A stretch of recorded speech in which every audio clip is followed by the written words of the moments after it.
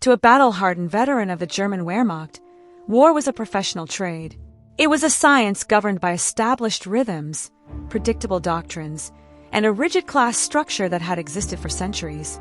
When the Germans faced the British, they saw a reflection of themselves, disciplined, methodical, and strictly bound by the book. But in 1944, that predictability vanished. To the German soldier, the American GI was an enigma. He was an enthusiastic amateur who didn't seem to know the rules of engagement, and that made him terrifyingly dangerous. For the traditional European powers, war was about the art of combat. For the Americans, it was a massive, broken machine that just needed a violent repair. This was the amateur's edge, the story of how a nation of mechanics, salesmen, and tinkerers disrupted the most professional military machines in history by treating a global conflict like a high-stakes engineering project. In the early years of the war, German intelligence looked at the rising American threat with a sense of professional disdain. They saw an army of civilians in uniform. These weren't soldiers born of a warrior caste. They were men who, months prior, were fixing tractors in Iowa or selling insurance in Chicago. This lack of professionalism was supposed to be a weakness. In reality, it was a superpower. The British military, much like the German, was built on a foundation of deep tradition. British units were known for their caution, often waiting for massive, pre-planned artillery barrages and explicit confirmation from high command before moving an inch. They fought by the manual. The Americans, however, hadn't read the manual. In the confidential reports of a Sicherheitsdienst, the Nazi intelligence service, officers noted a lethal, instinctive American habit. When a German unit ambushed a British squad, the British would typically dive for cover, reorganize, and wait for instructions. When that same unit ambushed an American squad, the GIs didn't wait for a whistle. They reflexively charged straight toward the source of fire. They didn't retreat to reorganize, they doubled down and escalated. This raw aggression was fueled by a staggering volume of fire. During the Normandy campaign, an American infantry division was capable of putting out roughly 12,000 rounds of small arms ammunition per minute of active engagement. This was a rate nearly 3 times higher than their British counterparts. This created a psychological friction the Germans simply couldn't calculate. A famous observation among German officers was that you couldn't predict the Americans because they didn't know what they were going to do themselves. In the traditional European armies of the mid-1940s, losing an officer often meant the instant paralysis of an entire unit. Both the British and the Germans operated under a strict top-down structure where soldiers were trained to wait for a superior's command. But the Germans quickly learned a frustrating lesson. Killing an American lieutenant didn't stop the attack. It only changed who was leading it. This was the middle-class approach to war. In American civilian life, initiative was rewarded. If the boss wasn't there, the foreman took over. This cultural obsession with individual problem-solving turned every American squad into a self-governing cell of resistance. While a British platoon might halt to wait for fresh orders after losing its leadership, American corporals and privates were culturally wired to take the reins immediately. They didn't see themselves as cogs in a machine, but as branch managers of a violent enterprise. To the Germans, fighting the British was like trying to break a heavy iron chain. If you snapped a link, the whole thing fell apart. Fighting the Americans was like trying to punch a cloud of hornets. You could kill the leader, but the swarm just kept coming. Statistics from 1944 showed that American small unit commanders were granted up to 40% more operational leeway than British non-commissioned officers. This dangerous autonomy meant that even when cut off and surrounded, small groups of Americans continued to fight with full effectiveness, even when half of their command structure was decimated. The most legendary example of this bottom-up grit happened during the bloody stalemate in the Normandy hedgerows. The German defenders had turned the ancient, rock-hard earthen walls of France into a nightmare for Allied armor. The 30-ton Sherman tanks were being stopped cold, forced to climb over the hedges, and expose their thin underbellies to German anti-tank fire. The high-level professional solution from Allied command was to wait for specialized engineering vehicles to be designed and shipped. But the American GIs didn't have time for committees.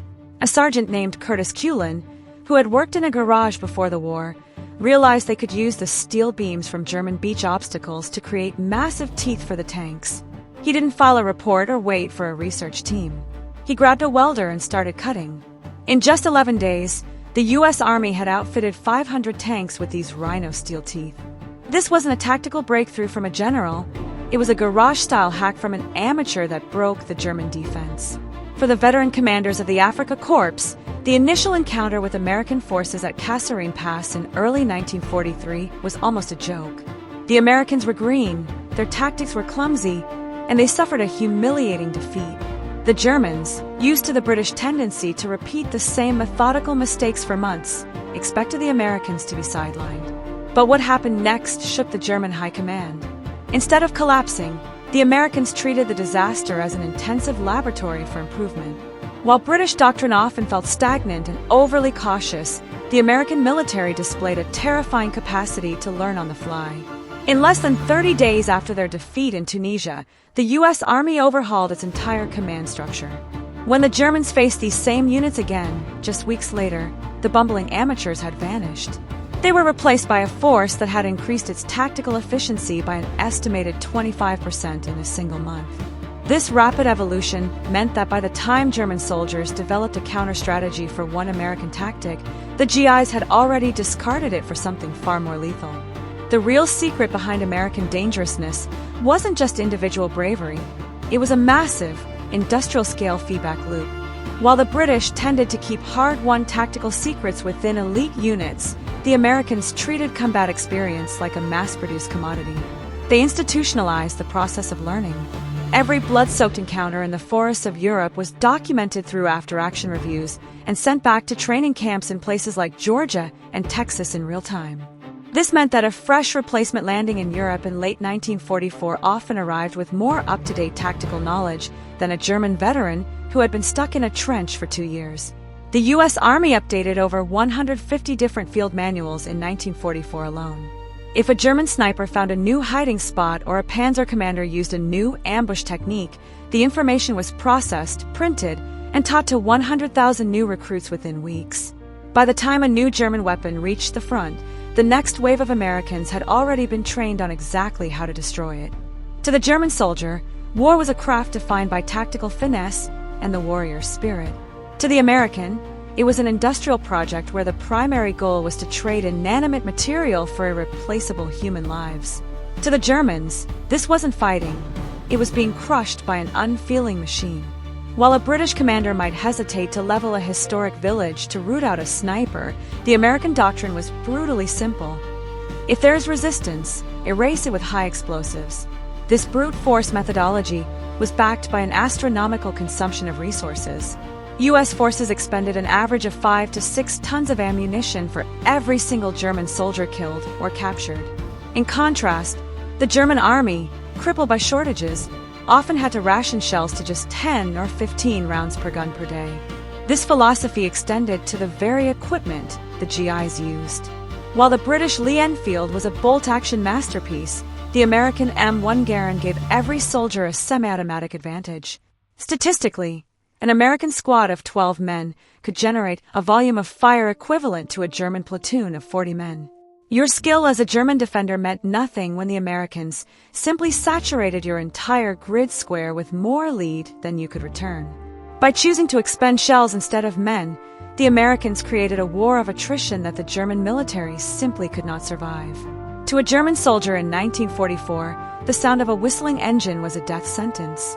While the British Royal Air Force focused heavily on massive nocturnal strategic bombing raids to cripple cities, the Americans brought the war down to the deck.